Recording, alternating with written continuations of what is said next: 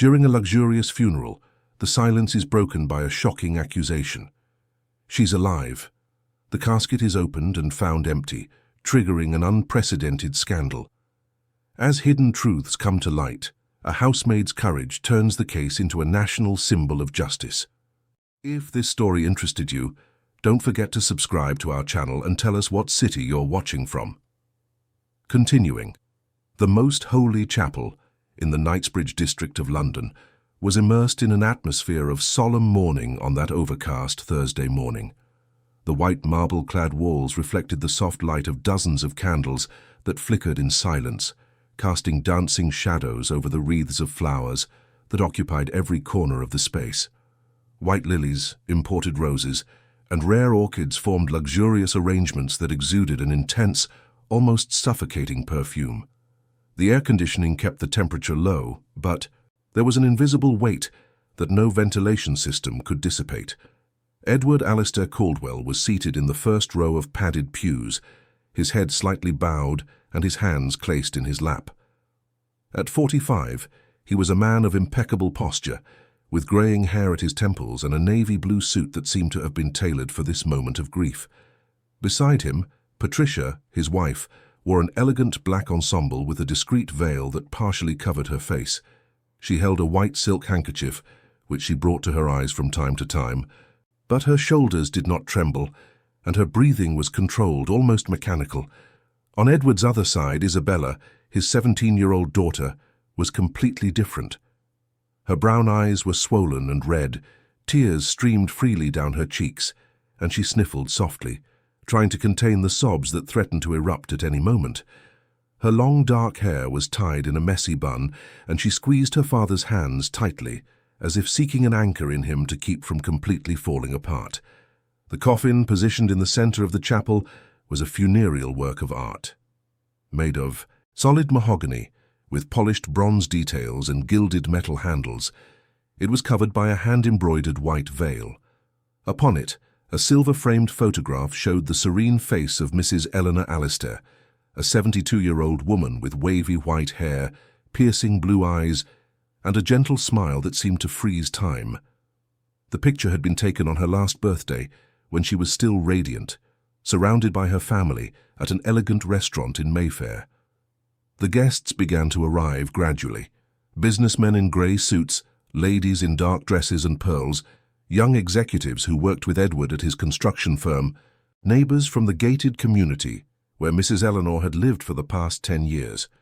They all greeted the family with firm handshakes, formal hugs, and words of condolence murmured in low tones.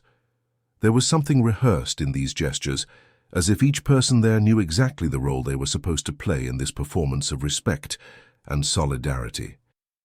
Edward accepted the condolences with nods and almost automatic thanks. His mind was elsewhere, lost in a fog of memories and regrets. He thought of the last time he had seen his mother 3 weeks ago when she was still in the large house in Hampstead. He remembered the faint smile she gave him, her tired eyes, her voice that seemed more distant than usual. Patricia had insisted it was better not to visit her so often, that Mrs. Eleanor needed rest, that the visits agitated her. Edward, always busy with meetings, contracts, and business trips, had accepted that explanation without much question. Now, sitting before the closed coffin, he felt like a stranger in his own life. How had everything happened so quickly? On Monday, Patricia had called him at the office, her voice choked, saying that Mrs. Eleanor had suffered a cardiac complication during the night. On Tuesday, she informed him that the private doctor had confirmed there was nothing more to be done. On Wednesday, the papers were ready, the funeral home had been hired, and everything was organized with an almost military efficiency. Edward had barely had time to process the information before finding himself wearing a black suit and receiving condolences from people he didn't even know his mother knew. Isabella pulled her father's hand harder, bringing him back to the present. She whispered between sobs, "Dad, I don't understand. Grandma was fine last month. How could this happen so fast?" Edward squeezed his daughter's hand, trying to convey a reassurance he himself did not feel. "Sometimes these things just happen, my dear." Her heart was already fragile. Patricia leaned forward slightly and murmured, without looking at either of them, She was 82, Isabella. It was to be expected. Isabella frowned, confused. But Grandma was 72, not 82. Patricia quickly corrected herself with an impatient sigh. 72, yes, sorry, I'm just confused with all of this. Edward didn't notice the hesitation. His attention was diverted as the priest entered through a side door, dressed in his white and purple ceremonial vestments. Father Anthony was an elderly man, with completely white hair and kind eyes, who had known Mrs. Eleanor years ago when she still attended Sunday Mass at the local parish. He greeted the family with a solemn nod and walked to the makeshift altar, positioning himself before the coffin. The service began with traditional prayers, psalms sung in Latin by a small choir positioned at the back of the chapel. The priest's hoarse voice echoed off the marble walls, speaking of eternal life, divine mercy, and the deserved rest after a life of work and dedication. Edward heard the words without truly processing them. His mind was occupied with numbers, contracts, obligations. He thought about how he would have to reorganize the inheritance, how to distribute his mother's assets, which lawyers to hire to handle everything discreetly. It was then that the main door of the chapel burst open with a crash. Every head turned at once. The priest stopped his prayer mid-sentence. The choir fell silent. A heavy silence filled the space, broken only by the sound of hurried footsteps echoing on the marble floor.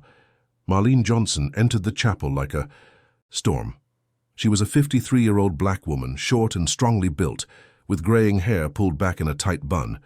She wore a simple navy blue cotton dress, not exactly appropriate for an elite funeral, but it was the most formal outfit she owned. Her brown eyes shone with a mixture of fear, anger, and determination. She clutched a fabric handbag with both hands, pressing it against her chest as if it were a shield.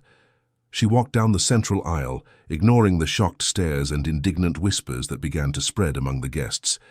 Her steps were firm, despite the visible tremor in her hands. When she was a few feet from the coffin, she stopped and raised her voice clear and strong, cutting through the silence like a blade. "She's alive. This coffin is a sham." The impact of the words was immediate. Some guests let out gasps of shock. Others looked at each other, confused. Patricia jumped to her feet, her face pale, her eyes wide. Her voice came out sharp, almost shrill. "What are you doing here? Who let you in?" Marlene did not back down. She looked directly at Edward, who was still seated, paralyzed, with surprise. "Mr. Caldwell, please listen to me. Your mother is not dead, she's alive. I saw her. I saw when they took her, sedated, to a strange clinic, far from here. I tried to warn you, but they blocked me. I was fired, thrown out of the house, prevented from speaking to anyone in the family." Edward finally reacted, rising slowly, as if coming out of a trance. "Marlene? What are you saying? This makes no sense." Patricia intervened quickly, her voice now controlled, calculated. "Edward, this woman is delusional. She was dismissed because she was showing signs of mental instability. Don't listen to her." Marlene took a step forward, her voice trembling but firm. "I'm not crazy. I took care of Mrs. Eleanor for 15 years. I was there when your wife started isolating her, when she started giving her medicine that made her drowsy, when she started forbidding visitors. I saw everything." Isabella stood up, her eyes still wet, but now with an expression of confusion and interest. "Dad, what is she saying?" Patricia tried to approach Edward, placing a hand on his arm. "Darling, please, let's not turn this sacred moment into a circus. This woman was fired for just cause and is now trying to cause trouble." But Edward pulled away from her, fixing his eyes on Marlene. For the first time in weeks, he felt something other than numbness, a pang of doubt, a spark of suspicion. "Marlene, are you telling me my mother is alive?" Marlene nodded vigorously, tears beginning to stream down her face. "Yes, Mr. Caldwell. I swear on my life. I saw when they took her. It was last week in the middle of the night. I was at the house, sleeping in the staff quarters, when I heard a noise. I went downstairs and saw 2 men carrying Mrs. Eleanor, who was unconscious, to an unmarked ambulance. I tried to stop them, but they pushed me away. The next day, Mrs. Patricia fired me, paid me a sum of money and sent me away, saying that if I said anything I would be sued for defamation. The whispers among the guests intensified. Some people began to pull out their phones, clearly filming the scene. The priest, still standing before the altar, seemed completely lost, not knowing how to react. Edward looked at Patricia, searching for some explanation, some sign that this was an absurd misunderstanding. But what he saw on his wife's face made him shudder. There was no indignation. There was no anger. There was only a cold calculation, a quick assessment of the situation, like someone trying to decide which card to play in a poker game. He took a step toward the coffin, his voice low but charged with an authority he hadn't used in a long time. "Open the coffin." Patricia stepped forward, trying to block his path. "Edward, no. This is disrespectful. You're going to desecrate your mother's memory because of the accusations of a resentful employee?" But Edward was no longer listening. He turned to the funeral home staff, 2 men in black suits who were positioned discreetly by the side door. "I said open the coffin. Now." The employees looked at each other, clearly uncomfortable. One of them stepped forward, his voice hesitant. "Sir, this is not protocol. We need formal authorization." Edward raised his voice, something he rarely did. "I am her son. I am the one paying for all of this. Open the coffin." The silence that followed was absolute. Even the whispers ceased. All eyes were fixed on the mahogany coffin, as if it were a bomb about to explode. Slowly, with cautious movements, the funeral home employees approached. They removed the embroidered veil, revealing the golden hinges and the closing mechanism. With a special key, they unlocked the latches and together lifted the heavy lid. What followed was a collective shock. The coffin was empty. There was no body. There was no Mrs. Eleanor. There was nothing but the white satin lining, impeccably arranged, as if it had never been touched. Edward staggered back, tripping over his own feet. Isabella let out a muffled scream, her hands flying to her mouth. The guests erupted in exclamations of shock, confusion, and outrage. Phones were raised, recording every second of the scandal. Patricia was paralyzed for a moment, her face frozen in an indecipherable expression. Then, quickly, she tried to regain control of the situation, her voice loud and desperate. "This is a mistake. There must have been a mix-up. The funeral home made a mistake." But no one was listening. Edward turned to her, his eyes filled with a rage he never imagined he was capable of feeling. "What did you do, Patricia? What in God's name did you do with my mother?" Patricia opened her mouth to answer, but no words came out. She looked around, seeing the shocked faces, the phones pointed at her, the crowd closing in like a trap. For an instant, her face showed something close to panic. Then she composed herself, lifting her chin and saying with a coldness that chilled everyone's blood, "I don't have to explain anything to you people. This is a family matter." Edward stepped forward, his voice trembling with contained anger. "A family matter? You faked my mother's death. You organized a sham funeral. Where is she?" Marlene, who had remained silent during the revelation, stepped forward again, her voice firm despite her tears. "I know where she is. I wrote down the name of the clinic. I have the address." Edward turned to her, clinging to that information like a drowning man to a plank. "Then take me there, now." Isabella approached, holding her father's arm. "I'm going with you." Patricia tried to intervene one more time, but her voice was drowned out by the commotion of the guests, who began to stand up, speak loudly, and demand explanations. The priest, completely lost, tried to call for calm, but no one was listening to him.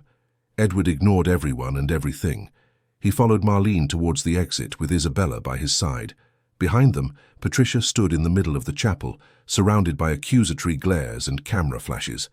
Her expression had changed. It was no longer panic, it was pure, cold, calculated rage. As Edward, Isabella, and Marlene left the chapel, the sun finally broke through the clouds, illuminating the busy Knightsbridge street. The noise of traffic, the sound of horns, the pulsating life of London contrasted brutally with the deathly silence they had left behind. In Edward's car, a black Mercedes parked in front of the chapel, the 3 of them got in quickly. Edward started the engine, his hands trembling on the steering wheel. Marlene was in the back seat, rummaging through her bag until she found a crumpled piece of paper. She read the address aloud. "Renaissance Clinic. It's in Hackney, North London. Acacia Avenue, number 347. Edward typed the address into the GPS and sped off. Isabella was beside him, clutching her seatbelt tightly, her eyes fixed on the road ahead.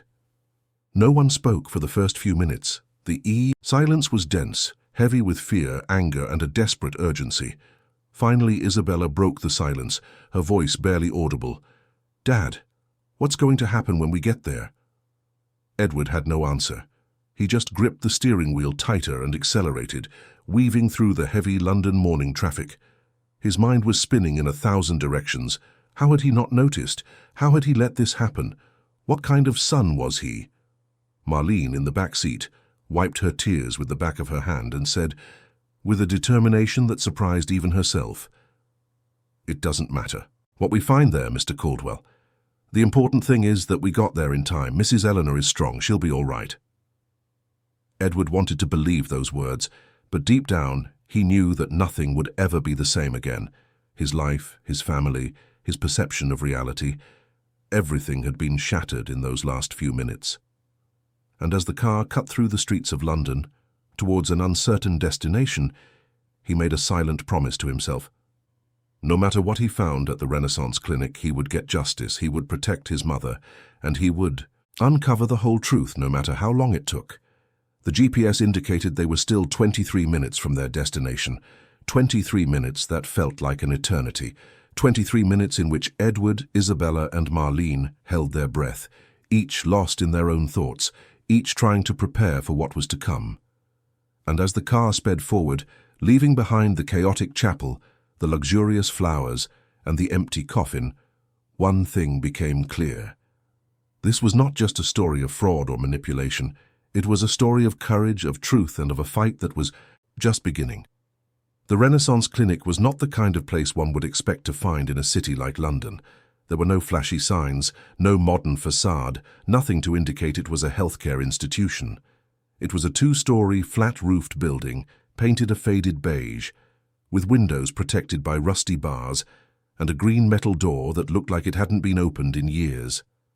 Acacia Avenue, in Hackney, was narrow and quiet, lined with old houses and a few shuttered shops.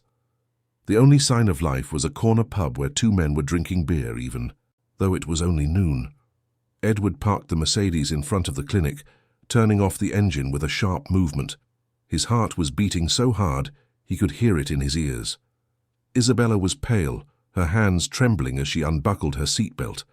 Marlene, in the back, took a deep breath, mentally preparing for what was next. "This is it," said Marlene, pointing to the building. "This is where they brought Mrs. Eleanor." Edward got out of the car, followed by Isabella and Marlene. He walked to the metal door and pounded on it, the sound echoing. Down the silent street. No one answered. He knocked again, this time more insistently, and shouted, "Open up! I know my mother is in there!" For a few seconds, there was no response. Then, a muffled female voice came from inside. "Who is it?" "My name is Edward Alastair Caldwell. My mother, Eleanor Alastair, was brought here against her will. Open this door now, or I'm calling the police." There was a silence, followed by the sound of locks being undone. The door opened just a crack, revealing the face of a middle-aged woman with short brown hair and a nervous expression. She wore a stained white coat that smelled faintly of disinfectant. "You must be mistaken, sir. This is a rest home. We don't have an Eleanor here." Edward shoved the door open, forcing the woman to step back. "I'm not asking. I'm coming in." Marlene followed Edward, with Isabella close behind. The inside of the clinic was even worse than the facade suggested. The corridor was narrow and poorly lit, with fluorescent bulbs flickering at irregular intervals. The smell of mold and chemicals was almost unbearable. The walls, painted a peeling pale green, were stained with damp. There were no pictures, plants, or any attempt to make the environment minimally welcoming. The woman in the white coat tried to block Edward's path. "You can't just come in like this. This is trespassing." Edward ignored her, walking down the corridor and opening doors one by one. The first was an empty room with only an old rusty gurney. The second had shelves with boxes of expired medication. The third was locked. Edward pounded on the door. "Mother, are you in there?" There was no answer. He turned to the woman in the white coat, who was now joined by a portly man with a grey moustache, also wearing a coat. "Open this door," Edward demanded. The man crossed his arms, trying to look authoritative. "We're not opening anything. You're trespassing on our property. I'm calling the police." Marlene stepped forward, pointing a finger at the man. "Call the police and explain to them why you're holding a woman here against her will. Explain why you're participating in a kidnapping." The man faltered, his face turning red. Isabella took advantage of the distraction and ran to the locked door, banging on it with both hands. "Grandma, Grandma, are you in there? It's me, Isabella." This time there was a sound, faint, muffled but unmistakable. A groan, a murmur. Someone was inside. Edward felt a surge of adrenaline. He turned to the man, his eyes blazing with rage. "Last chance. Open this door or I'll break it down." The man hesitated, looking at the woman beside him. She nodded slightly, defeated. With a resigned sigh, the man took a set of keys from his pocket and unlocked the door. Edward went in first, followed by Isabella and Marlene. The room was small, with an old hospital bed, a plastic chair, and a window covered by a dirty curtain. And on the bed, covered by a thin sheet, was Mrs. Eleanor. Isabella let out a cry and ran to her grandmother. "Grandma! Grandma, it's you!" Mrs. Eleanor was lying down, her eyes half closed, her skin pale and her lips dry. Her white hair, normally well kept, was dishevelled and dirty. She wore an old hospital gown, and her thin arms showed needle marks. She stirred slightly upon hearing her granddaughter's voice, trying to open her eyes fully.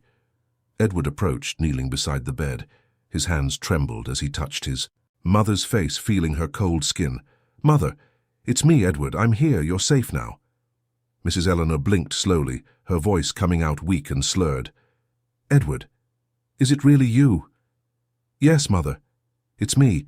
We're getting you out of here." She tried to smile, but her lips barely moved. "I knew it. Knew you would come, I prayed. Every day." Marlene approached the other side of the bed, holding Mrs. Eleanor's hand affectionately. "Mrs. Eleanor, it's Marlene. I didn't abandon you, I promise." Mrs. Eleanor turned her head slightly, her eyes filling with tears. "Marlene, you are my salvation." Edward stood up, turning to the man and woman who were still at the door, now clearly terrified. "How many sedatives did you give her? What kind of treatment is this?" The woman looked down, unable to meet Edward's gaze. The man tried to defend himself, his voice trembling. "We just followed the instructions we were given. The lady who hired our services said the patient was unstable, that she needed constant medication." "The lady?" Edward took a threatening step towards the man. "Patricia, it was her, wasn't it?" The man didn't answer, but his silence was answer enough. Edward took his phone out of his pocket and dialed 999. When the operator answered, he spoke quickly, his voice controlled but filled with urgency. "I need an ambulance immediately at 347 Acacia Avenue, Hackney. My mother is here, sedated, and needs urgent medical attention." While Edward gave the information, Isabella held her grandmother's hand, crying softly. "Grandma, you're going to be okay. We're taking you to a real hospital. You're going to get better." Mrs. Eleanor weakly squeezed her granddaughter's hand. "My girl, you've grown so much. I missed you so much." Marlene wiped her own tears and began to check Mrs. Eleanor's condition, touching her forehead for a fever, observing her vital signs as she had learned in so many years of caring for her. "She's dehydrated and very weak. They weren't taking care of her properly." Edward hung up the phone and turned his attention back to the man and woman. "You're going to have to explain all of this to the police. You are accomplices to a very serious crime." The woman began to cry, covering her face with her hands. "We didn't know. We just did what we were told." "That's no excuse," Edward retorted, his voice hard. "You kept my mother here, drugged, without her consent. You will pay for this." Within minutes, the sound of sirens began to echo down the street. The ambulance arrived, followed by a police car. Paramedics entered the room, quickly assessing Mrs. Eleanor's condition and preparing her for transport. Edward explained the situation to the police officers, who immediately began to question the man and woman in the white coats. As Mrs. Eleanor was placed on a stretcher and taken to the ambulance, Edward, Isabella and Marlene accompanied her. On the way to the hospital, Edward held his mother's hand, feeling a mixture of relief and rage. She was alive. He had found her. But what had been done to her was unforgivable. At the private hospital in Mayfair, one of the best in London, Mrs. Eleanor was immediately taken to the emergency room. Doctors and nurses surrounded her, running tests, drawing blood, checking her vitals. Edward, Isabella and Marlene waited outside, sitting in uncomfortable chairs in the waiting room, the silence between them heavy with worry. After what felt like an eternity, a doctor approached. He was a tall man with glasses and an impeccable white coat, with a serious but kind expression. "Mr. Caldwell." Edward stood up quickly. "Yes, that's me. How is she?" The doctor gestured for him to sit down again. "Your mother is stable. She was subjected to high doses of sedatives for a prolonged period, which caused severe dehydration and muscle weakness. We also identified signs of malnutrition, but it's nothing that can't be reversed with proper treatment. She will need to stay in the hospital for a few days so we can monitor her and ensure she makes a full recovery." Edward felt an immense weight lift from his shoulders. "Can I see her?" "Yes, but she's still drowsy. The sedatives will take some time to be completely eliminated from her system." Edward, Isabella and Marlene were taken to the room where Mrs. Eleanor was admitted. It was a private room, with light-colored walls, a modern hospital bed, and a large window overlooking an inner garden. Mrs. Eleanor was lying down, connected to an IV drip and monitors that registered her heartbeat. She seemed calmer, more peaceful than at the clinic. Isabella approached first, holding her grandmother's hand again. "Grandma, you're in a safe place now. We won't let anything bad happen to you." Mrs. Eleanor slowly opened her eyes, a small smile forming on her lips. "Isabella, my dear, thank you for not giving up on me." Edward approached, kissing his mother's forehead. "I'm so sorry, Mother. I should have realized. I should have been more present." Mrs. Eleanor shook her head slightly. "Don't blame yourself. She was very clever. She fooled us all." Marlene stood a little apart, watching the scene with tears in her eyes. Mrs. Eleanor saw her and held out her hand, calling her over. "Marlene, come here." Marlene approached, holding Mrs. Eleanor's hand affectionately. "I'm here. Mrs. Eleanor, I always was. You were the only one who saw, the only one who cared. I will never forget what you did for me." As the three of them stood by Mrs. Eleanor's side, Edward felt his phone vibrate in his pocket. He took it out and saw several messages and missed calls. Most were from unknown numbers, but one was from a police detective. Edward stepped out of the room to answer. "Mr. Caldwell, this is Detective Ferreira from the Hackney Police Station. We are investigating the Renaissance Clinic case. We need your statement as soon as possible, and we would also like to speak with Ms. Marlene Johnson." "Of course, Detective, we can come to the station as soon as my mother is stabilized." "Perfect. We also need to inform you that we have opened a formal investigation against your wife, Patricia Caldwell. She is wanted for questioning." Edward felt a chill run down his spine. "She's fled." "We don't know yet. She's not answering her phone, and she's not at the residence. But we will find her." Edward hung up, feeling a mixture of anger and sadness. Patricia, the woman he had been married to for 20 years, the woman he thought he knew. How could she have done this?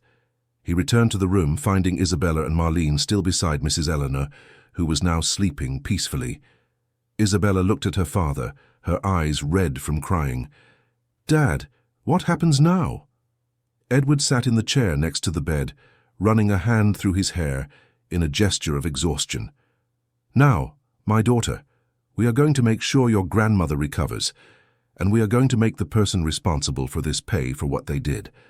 In the following days, the story spread like wildfire. The video of the empty coffin at the funeral had been shared thousands of times on social media. Journalists began calling Edward, asking for interviews. Reporters camped out in front of the hospital. The case, which had begun as a family scandal, was now national news, The police intensified their investigation. The head of the funeral home was brought in for questioning and, under pressure, confessed that he had received a significant sum of money from Patricia to provide an empty coffin and act as if there were a body inside. Bank records were seized, showing suspicious transfers from accounts in Patricia's name to the Renaissance Clinic and to the owner of the funeral home. Marlene, who had been the initial whistleblower, became the center of attention. Journalists sought her out, wanting to hear her side of the story. She, initially hesitant, decided to speak. In an interview with a major television network, she recounted everything. The years caring for Mrs. Eleanor, the signs that something was wrong, the abrupt dismissal, the attempt to silence her. "I didn't do this for money or for fame," Marlene said, her voice firm before the cameras. "I did it because it was the right thing to do. Mrs. Eleanor trusted me and I couldn't let her down. Even when they threatened me, even when they offered me money to stay quiet, I didn't accept. Because there are things more important than money. There are values like honesty, dignity, and respect." The interview went viral. Marlene became a symbol of courage and integrity. People from all over the country began sending messages of support. Domestic workers' rights organizations invited her to speak at events. She, who had spent her entire life being invisible, was now seen and heard. But with fame also came threats. Marlene began receiving anonymous calls, messages saying she should have kept quiet, that she would pay dearly for speaking out. Edward, concerned for her safety, hired a lawyer to protect her legally and offered her accommodation in a secure hotel until the situation stabilized. Meanwhile, Patricia remained missing. The police issued an arrest warrant for her, but she seemed to have vanished. Her bank accounts were frozen, her assets seized, but she gave no sign of life. Edward, torn between anger and disappointment, tried to understand how it had come to this. One evening, while visiting his mother in the hospital, he asked, "Mother, did you always know Patricia was like this?" Mrs. Eleanor, now more lucid and recovered, sighed deeply. "I had my suspicions, Edward, but I never wanted to interfere in your marriage. You seemed happy, and I had no concrete proof, just a feeling, an instinct. But when you started to drift away, when she began to control every aspect of my life, I knew something was very wrong." "Why didn't you tell me?" "I tried, son. Several times, but every time I mentioned something, she made me seem confused, senile. And you believed her.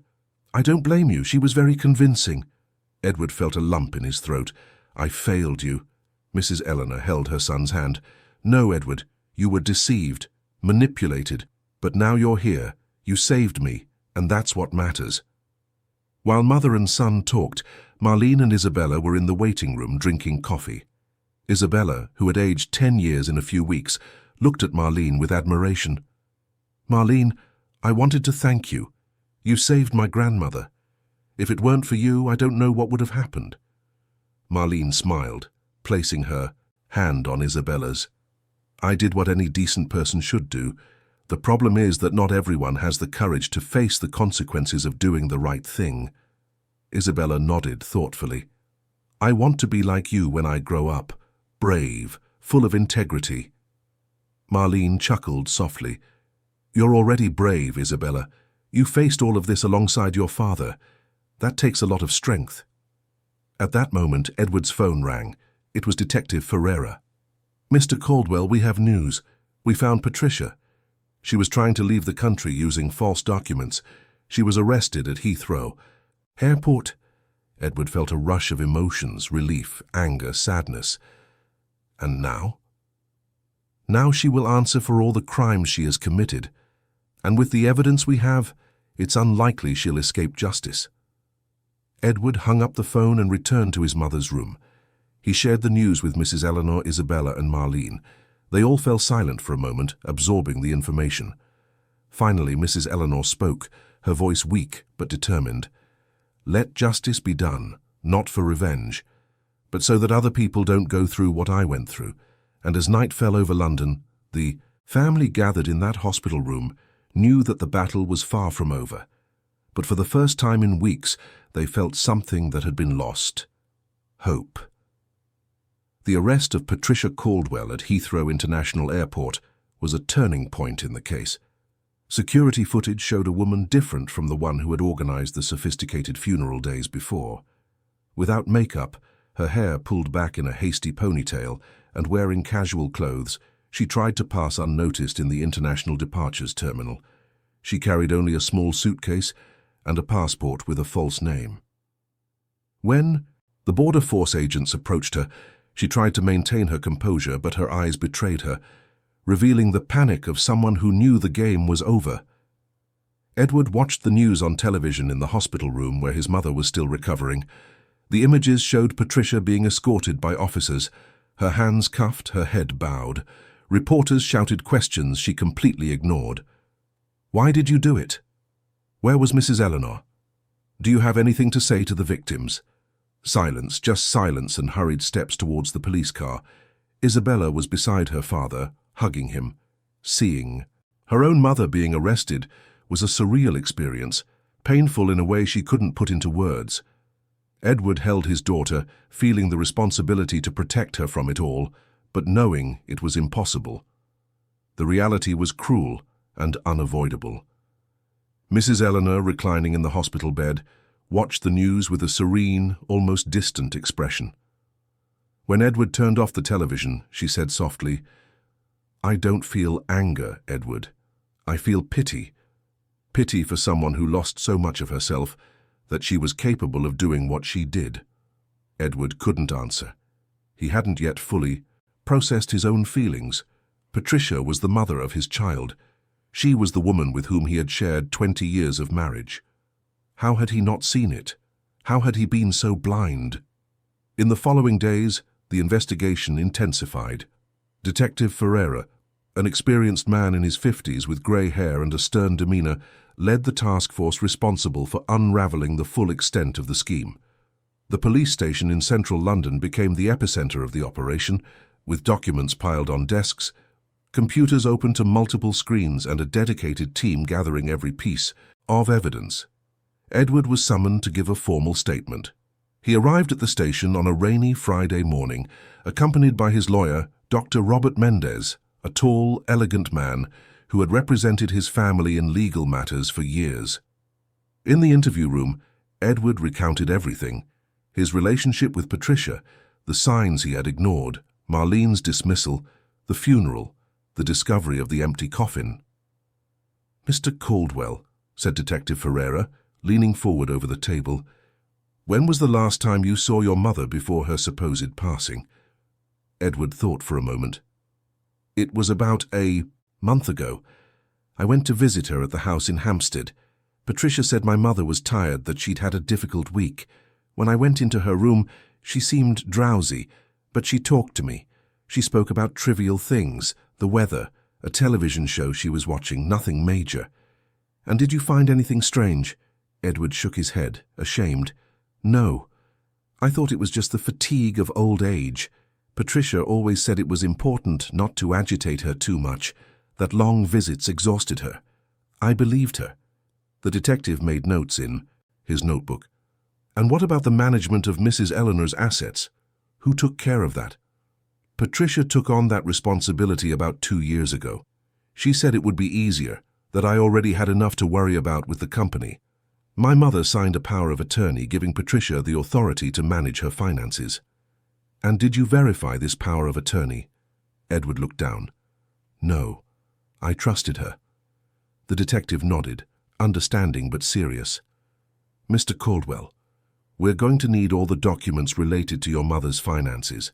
Bank accounts, investments, properties. Everything." Edward agreed.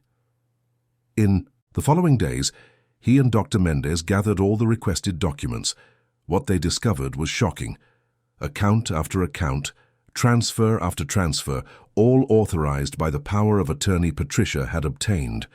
Millions of pounds had been moved from Mrs. Eleanor's accounts to accounts in the name of shell companies, all registered with false addresses and fictitious partners.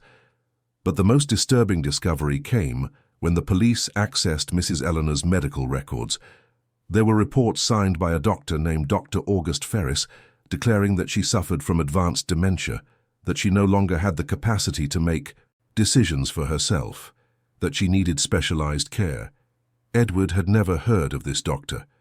When the police located him, they discovered he had lost his medical license years ago for unethical practices.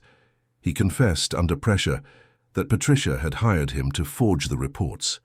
"She paid me £50,000, said Dr. Ferris during his deposition, recorded and transcribed.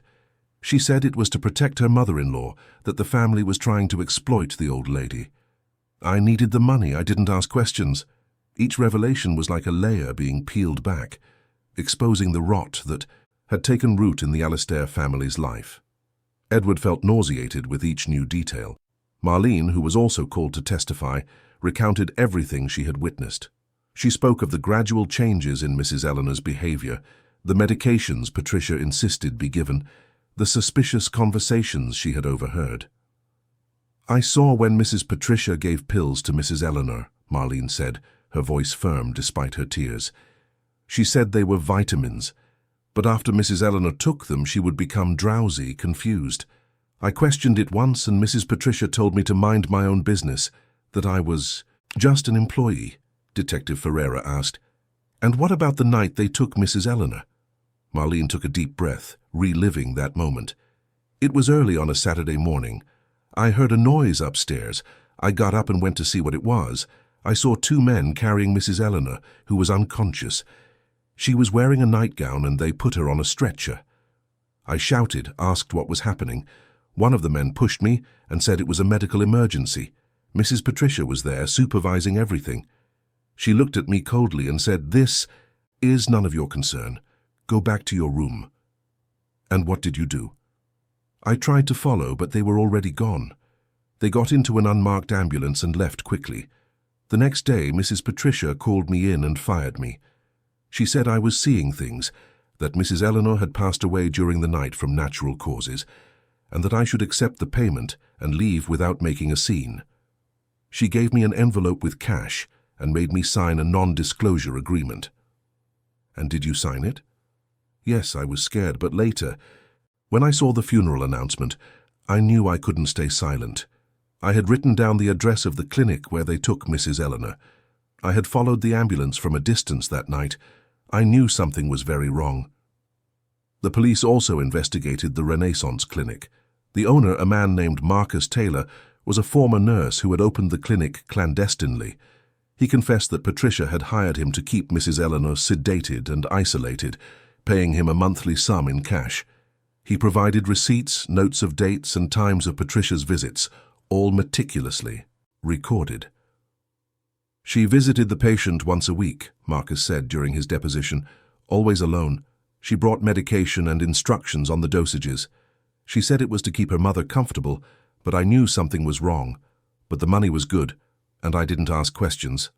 The investigation also revealed the existence of a hidden recorder. It was found in the Hampstead house, in Mrs. Eleanor's room, inside a drawer of the bedside table.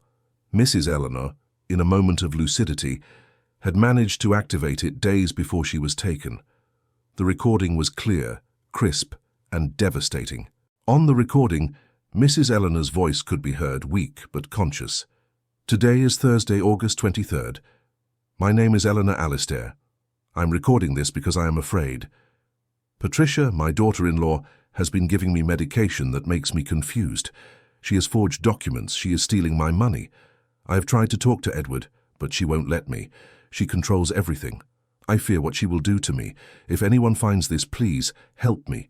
I am not crazy. I am being manipulated." The recording was played during a press conference organized by the police. The impact was immense. Journalists from all over the country covered the story. Social media exploded with comments, opinions, and debates. The case ceased to be just a family tragedy and became a symbol of something larger: the vulnerability of the elderly, the invisibility of domestic workers who witness abuse, and the urgency for stricter protection laws. Marlene, who had already become a public figure, was invited to television shows, interviews, and lectures. She accepted some invitations, always with the goal of giving a voice to what she had witnessed. On a major prime-time show, she said, "I am not a hero. I am just a woman who did what was right. But how many other Marlenes are out there witnessing abuse who don't have the courage or the means to report it? How many elderly people are suffering in silence? Her words resonated deeply. Elderly rights organizations began using the case as an example in awareness campaigns. Politicians proposed new laws. The Crown Prosecution Service opened investigations into other suspicious clinics. Meanwhile, Patricia remained in custody awaiting trial. Her lawyer, Dr. Julian Costa, tried to argue that she was innocent, that she had been misinterpreted, that it was all a big misunderstanding, but the evidence was overwhelming. Bank records, testimonies, Mrs. Eleanor's recording, everything pointed to an elaborate and cruel fraud. Edward, torn between the need for justice and the emotional weight of prosecuting his daughter's mother, decided to fully support the investigation. He hired the best lawyers, not to defend Patricia, but to ensure his mother was properly represented as a victim. He also arranged for psychological support for Isabella, who was struggling to process everything. One afternoon, Edward visited Mrs. Eleanor in the hospital, where she was already in an advanced stage of recovery. She was sitting in an armchair by the window, reading a book. When he entered, she smiled, a genuine smile he hadn't seen in months. "Mother, how are you feeling?" "Better every day, son. The doctors say I might be discharged next week." Edward sat beside her. "I wanted to apologize to you for everything." Mrs. Eleanor closed the book and held her son's hand. "There is nothing to forgive, Edward. You were deceived. We all were. But I should have noticed. I should have been more present." "Perhaps, but the past cannot be changed. What matters is what we do now." Edward nodded, swallowing the lump in his throat. "I promise I will take care of you, that I will never let this happen again." Mrs. Eleanor squeezed his hand. "I know, my son. I always knew you would come back to me." That evening, Edward returned home to a flat in Mayfair he had rented temporarily. The house in Hampstead, where so many memories had been made and destroyed, was sealed off by the police, serving as a crime scene. Isabella was there, doing homework at the dining room table. When Edward entered, she looked up. "Dad, can I ask you a question?" "Of course, my dear." "Do you think Mom was always like this, or did she change?" Edward sat beside her, thinking carefully about his answer. "I don't know, Isabella. Maybe she always had this part of her. Or maybe greed changed who she was. What I do know is that the choices she made were hers, and she will have to answer for them." Isabella nodded, her eyes welling up. "I still love her, Dad, even after everything. Does that make me a bad person?" Edward hugged his daughter tightly. "No, my dear, that makes you human. Love and disappointment can coexist, and it's okay to feel that." Days turned into weeks. Mrs. Eleanor was discharged from the hospital and went to live temporarily in the flat with Edward and Isabella. Marlene, who had been invited by Edward, agreed to return to work for the family, but this time with a fair contract, a decent salary, and above all, respect. The investigation continued to uncover layers of corruption. In addition to Patricia, several accomplices were identified and arrested: lawyers who forged documents, accountants who concealed transactions, and those responsible for the clandestine clinic. Each of them would be tried and held accountable. One afternoon, Edward received a call from Detective Ferreira. "Mr. Caldwell, we have an update. Patricia has confessed, partially." Edward felt a tightness in his chest. "What did she say?" "She admitted to forging documents and embezzling money, but she denies planning any harm against Mrs. Eleanor. She says she was just securing the family's future, that her mother-in-law no longer needed all that money." Edward felt a wave of anger. "She has no right to decide that. It wasn't her money." "Exactly. And that's why the Crown Prosecution Service is preparing a solid case against her. The trial should begin soon." Edward hung up the phone and looked out the apartment window. London stretched out before him, a city of millions of people, each with their own stories, tragedies, and victories. He thought about how many other stories like his were happening at that very moment, hidden behind closed doors, silenced by fear or manipulation. That night at dinner, Mrs. Eleanor, Edward, Isabella, and Marlene were gathered around the table. It was a simple, almost ordinary scene, but fraught with meaning. They had been through a storm, but they were together, rebuilding what had been broken. Mrs. Eleanor raised her glass of water and said, "I'd like to make a toast.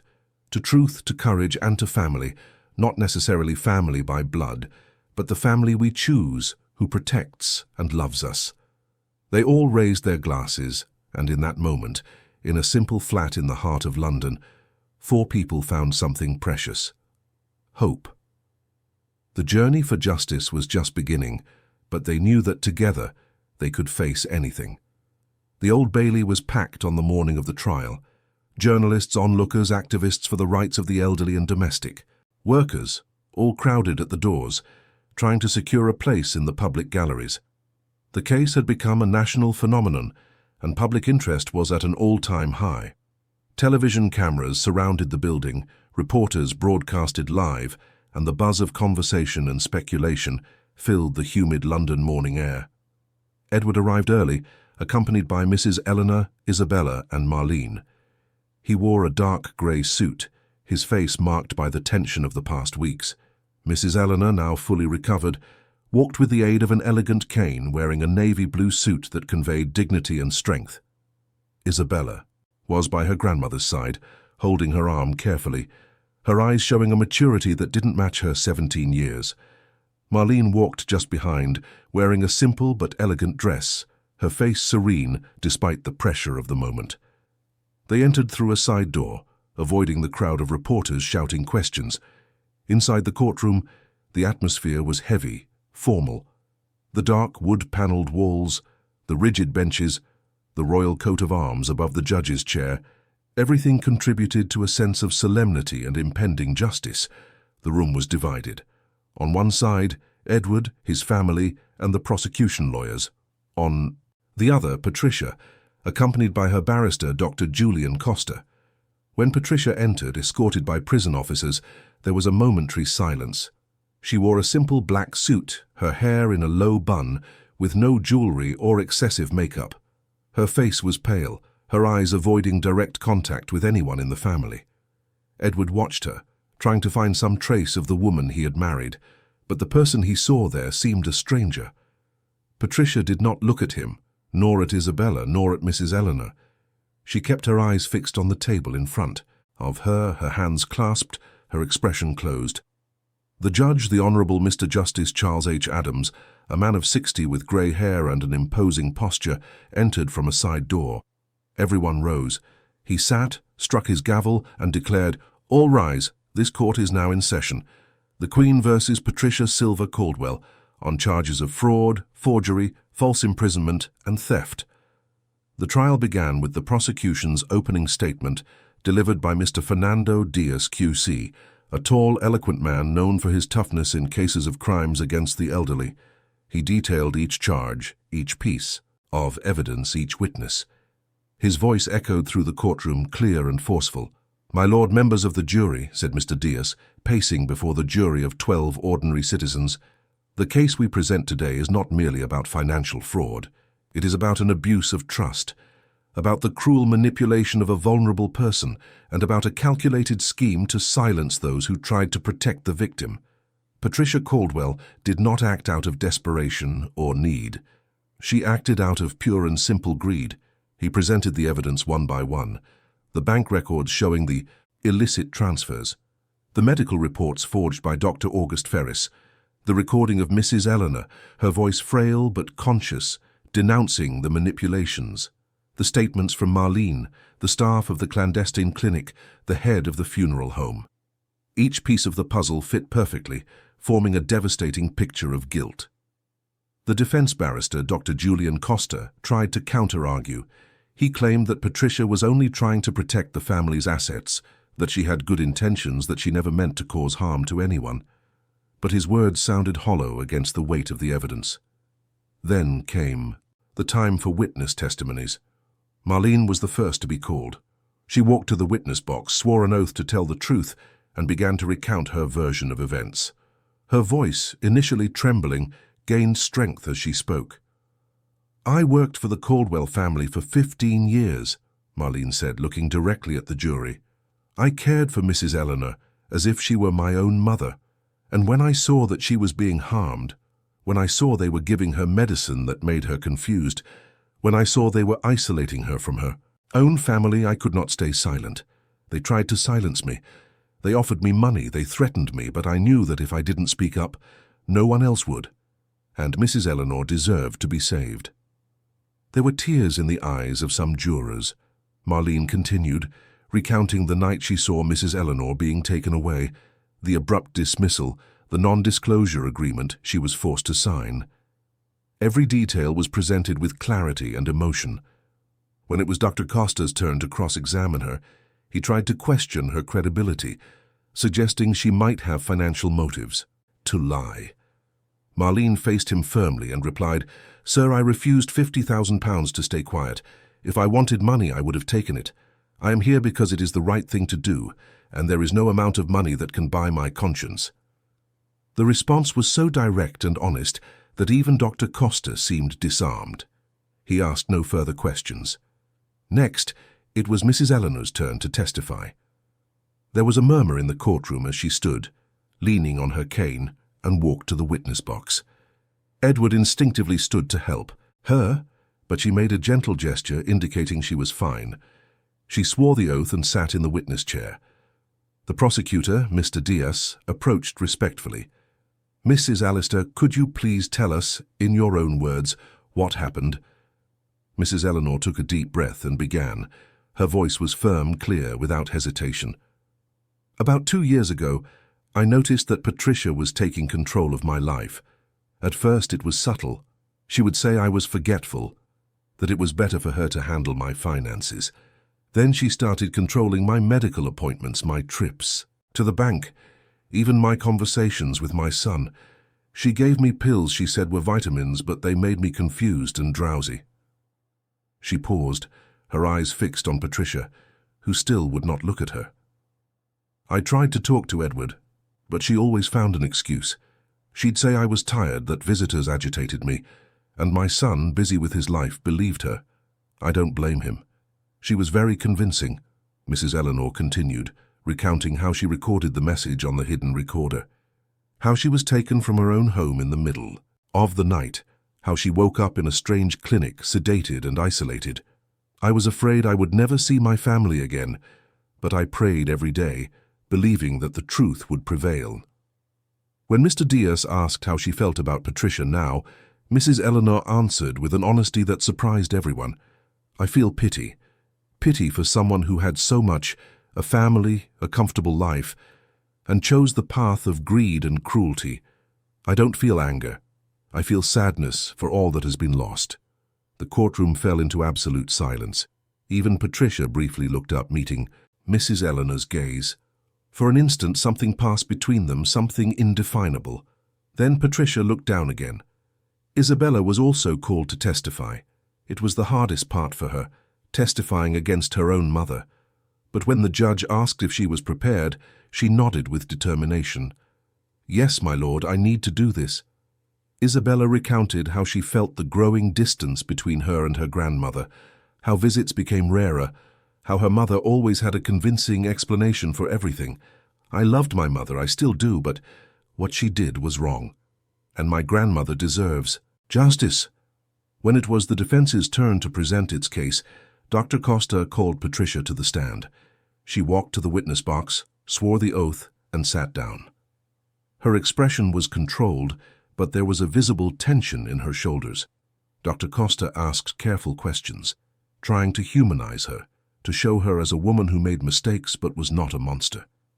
Patricia answered in a low voice, admitting she made wrong decisions, but insisting she never meant to cause anyone harm.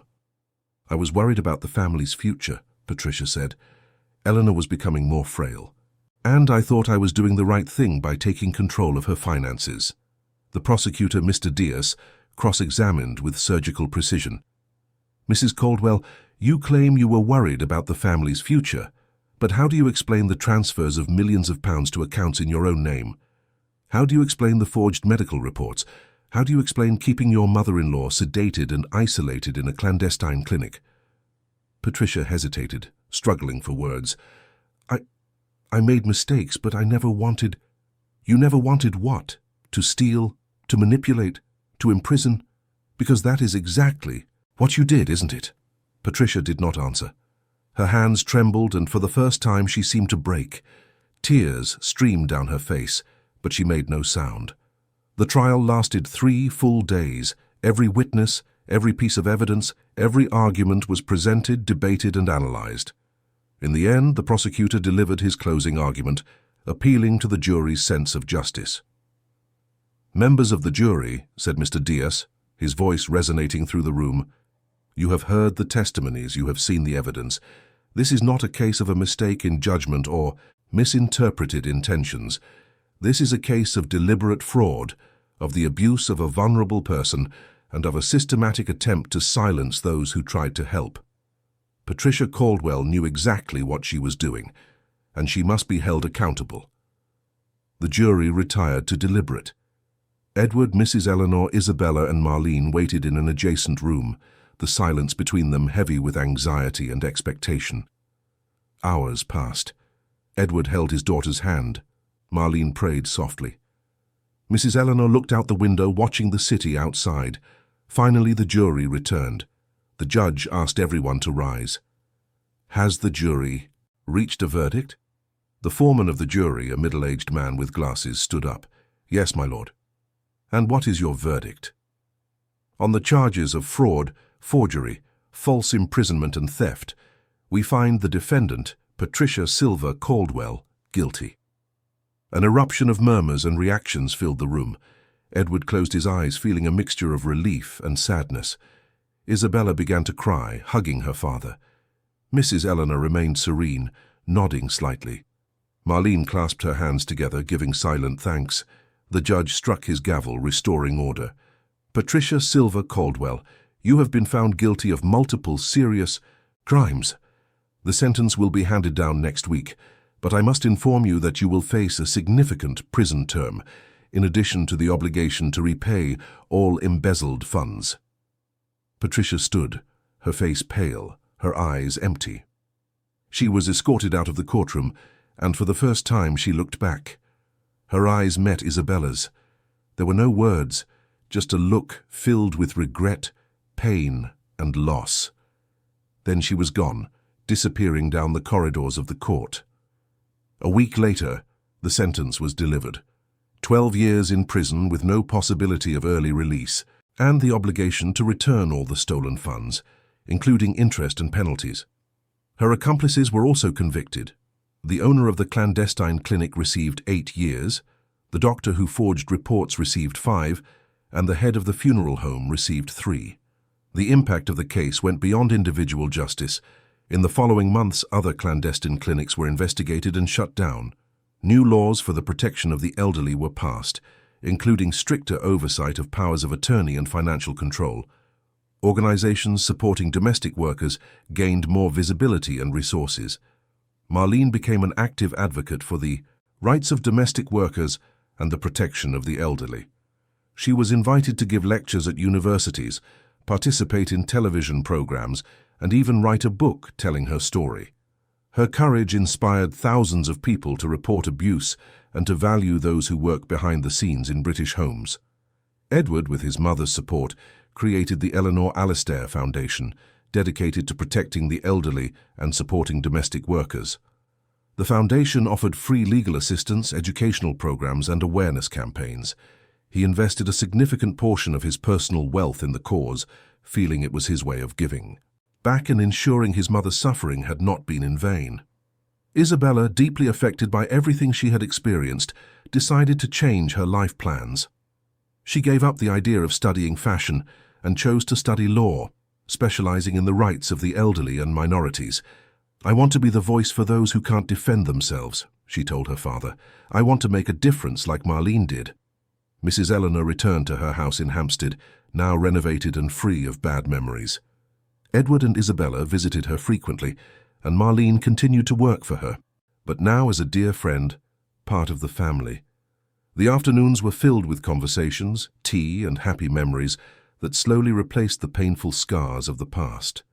A year after the trial, the foundation organized a major fundraising event at the Royal Albert Hall. Politicians, business leaders, activists, and ordinary people gathered to support the cause. Marlene was invited to give the opening speech. She walked onto the stage, wearing an elegant dress chosen by Isabella, and looked out at the packed audience. Her voice, initially nervous, became firm and powerful. "A year ago, I was just an invisible domestic worker, someone who cared for a house, for a family, without anyone truly seeing me. But when I saw an injustice happening before my eyes, I could not stay silent. And today I stand here, not as a hero, but as proof that a single voice can make a difference. That courage is not the absence of fear, but the choice to do what is right despite the fear." The audience gave her a standing ovation. Marlene continued, speaking about the importance of protecting the vulnerable, of valuing those who work in the shadows, of creating a more just and compassionate society. Edward, sitting in the front row next to Mrs. Eleanor and Isabella, felt a wave of gratitude and emotion. He thought about how his life had changed, how he had almost lost his mother, how he had almost let greed and manipulation destroy his family. But he also thought about how he had found strength, how people like Marlene showed that there was still goodness in the world. Mrs. Eleanor held her son's hand and whispered, "I'm proud of you, Edward. I'm proud of all of us." Isabella, on the other side, looked at Marlene on stage with admiration. She knew that this strong, brave woman had changed her life forever, and she promised herself that she would honor that legacy, that she would fight for the right causes, that she would never stay silent in the face of injustice. In the following years, the Eleanor Allister Foundation grew, helping thousands of families, saving countless elderly people from situations of abuse, and offering legal and emotional support to domestic workers. Mrs. Eleanor's name became synonymous with resilience and dignity. Marlene's name became synonymous with courage and integrity. And the story that began with a fake funeral, with an empty coffin and a cry of denunciation in a silent chapel, transformed into a movement of hope, justice, and social change. Edward, Mrs. Eleanor, Isabella, and Marlene continued their lives, each carrying the scars of what they had lived through, but also the strength of what they had overcome. They learned that family is not just blood, but choice. That courage is not the absence of fear, but the decision to act despite it. And that the truth, however painful, always prevails in the end. London, with its millions of inhabitants, continued its frantic pace. But in a small corner of this immense city, 4 people proved that love, justice, and dignity were still possible, and that even in the darkest of times, there is always a light waiting to shine. End of story. Dear listeners, we hope that the story of Mrs. Eleanor, Edward, Isabella, and Marlene has deeply touched your heart.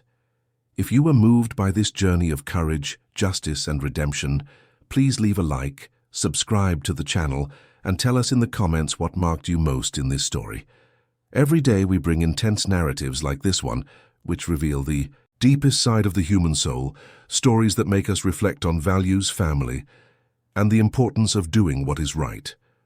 We look forward to seeing you in the next episode, because there are always more stories that need to be told, more voices that need to be heard. See you soon.